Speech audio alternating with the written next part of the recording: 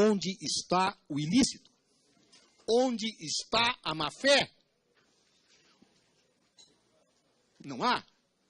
E se não há ilícito, se não há má-fé, se há inexigibilidade de conduta diversa, não há crime. Não há crime de responsabilidade. Não há o pressuposto jurídico para a abertura de um processo de impeachment.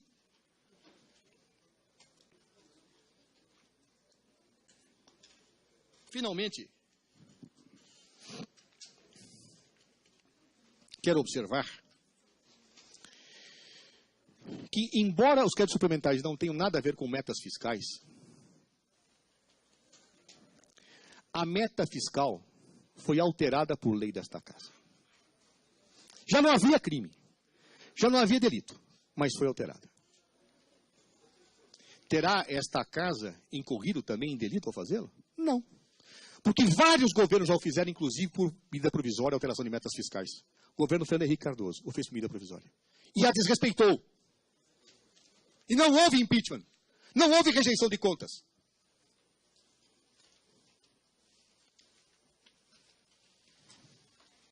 Neste caso, a lei foi alterada. A meta foi cumprida. E os decretos não têm nada a ver com isso. Há crime. 2 pesos e 2 medidas numa democracia, no Estado de Direito? Se altera metas e não se cumpre, não há problema. Baixa os decretos que não têm nada a ver com as metas, se altera a lei, há problema. Aliás, em direito administrativo é muito comum se afirmar que mesmo que existisse ilegalidade, que no caso não há, a lei convalidaria o que foi feito. É a convalidação que excluiria qualquer ilegalidade. A lei deu cobertura para a alteração das metas fiscais, que em nada foram afetadas pelos decretos que estão sendo considerados. Portanto, senhor presidente, me valendo exclusivamente dos decretos, dos 6 decretos de 2015, que sequer ainda foram apreciados pelo TCU, que estão sob análise, que o plenário não apreciou, onde nada foi considerado, se pretende a configuração de um crime de responsabilidade não investigado, não apurado, não decidido, em que não há dolo, em que não há ilicitude, em que existe inexigibilidade de conduta diversa, em que se cumpriu apenas o que a lei determinava. Mas vamos imaginar que tivesse havido violação à lei de responsabilidade fiscal, ao orçamento. Onde está a má-fé da Presidência da República dos 2 casos? Não há. Onde está o atentado à Constituição nos 2 casos? Não há. Foram procedimentos adotados por vários governos. Foram procedimentos adotados por muitos anos. Foram procedimentos acolhidos pelos tribunais de contas do Brasil inteiro. Subitamente muda-se de posição e se quer aplicar uma sanção retroativa. Que atentado à Constituição há? Que má-fé há? Que ofensa a princípio básico e sistêmico que autorize uma medida de violência como impeachment existe? O impeachment, eu disse no início da exposição, e meu tempo já se acaba, só existe em casos extremos de ofender os alicerces do sistema. Neste caso, estas práticas foram aceitas no Brasil por décadas. Nestes casos, as Cortes de Contas aceitavam esta situação sem reprimi-las. Nestes casos, houve uma mudança de orientação e se quer aplicar retroativamente a tipificação de um crime, como se ele existisse antes da mudança jurisprudencial nos 2 casos, o que não existe. Neste caso, se quer pegar um pretexto para se construir a figura de um crime de responsabilidade. A denúncia, portanto, senhores parlamentares, é absolutamente, manifestamente, improcedente. E diante disso, quero aqui voltar ao início. E quero dizer, senhores nobres deputados, e peço que leiam com atenção essa peça, ela é extensa, mas ela é elucidadora, ela é demolidora. Demolidora dos argumentos da denúncia. Peço que leiam, sem preconceito, sem posições prévias. Está em jogo a democracia no Brasil.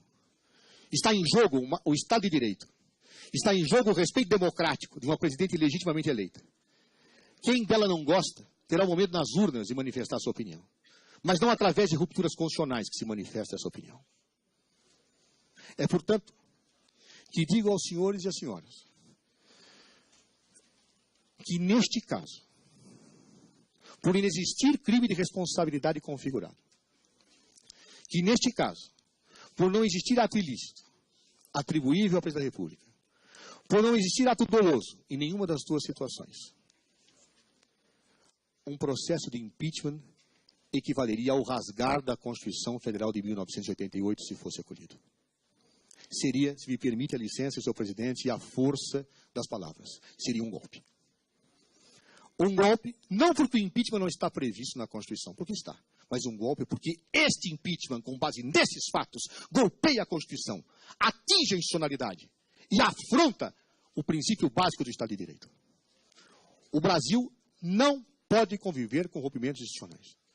Um novo governo não pode nascer com esta pecha de ilegitimidade, seja ele qual for, e sejam quais forem os homens que vierem a compô-lo.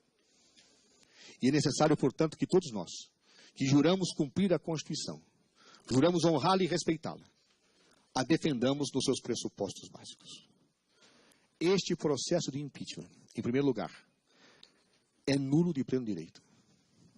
Foi realizado em desconformidade com a Constituição. Está sendo realizado em desconformidade com a Constituição.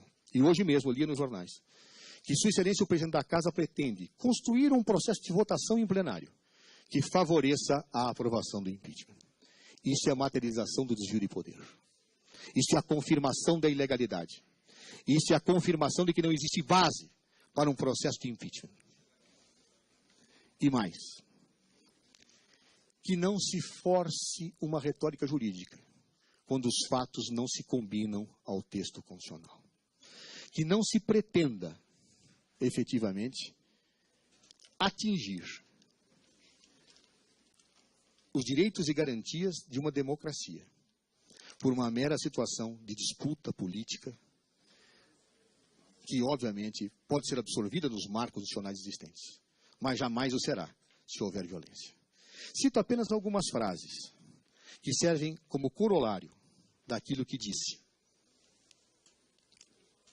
antes que possa apresentar os pedidos a esta comissão. O primeiro deles vem de um ilustre parlamentar falecido, ex-ministro da Suprema Corte do Brasil, Paulo Brossato. É a frase de abertura do nosso pedido, da nossa defesa. Ele diz: o fato de ser impeachment um processo político não significa que ele deva ou possa marchar à margem da lei. Este processo foi instaurado, marcha contra a lei e não tem os pressupostos legais para a sua admissibilidade. Outra frase que gostaria de mencionar, senhores parlamentares.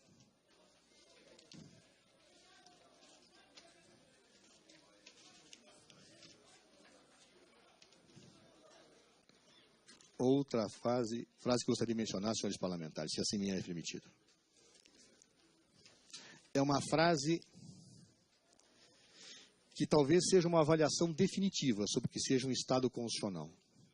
Vem de Thomas Paine e serve para qualquer tentativa de constituir um novo governo a despeito da Constituição que nos rege. Dizia Thomas Paine: um governo sem Constituição é um poder sem direito. Caso um novo governo nasça de um processo de impeachment, com um golpe à Constituição Federal de 1988, ele não terá direito. Pode ter poder enquanto ele durar, mas não terá direito. Não terá estabilidade. Não terá condições democráticas de reunir as energias necessárias para que o país possa, em conjunto, sair da crise. É, portanto, nesse sentido que proponho, em primeiro lugar, a aceitação das preliminares invocadas, para que seja anulado esse processo ab início, porque contrariador da Constituição e das nossas leis. Proponho que sejam rejeitadas as denúncias, porque ineptas, e porque não encontram amparo na Constituição por não existirem crimes de responsabilidade passíveis de serem imputados à Presidenta da República por tudo aquilo que foi exposto. Os requerimentos são afirmados textualmente na defesa. Se pede anulação, se pede reabertura de prazos, se pede a improcedência. Peço, portanto, que Vossas Excelências, uma vez que meu tempo se esvai, que considerem, acima de tudo, o honroso dever que todos os senhores receberam, e que eu também recebi quando pertencia a esse parlamento, de honrar a democracia, de honrar o Estado de Direito, independentemente das nossas convicções políticas e ideológicas.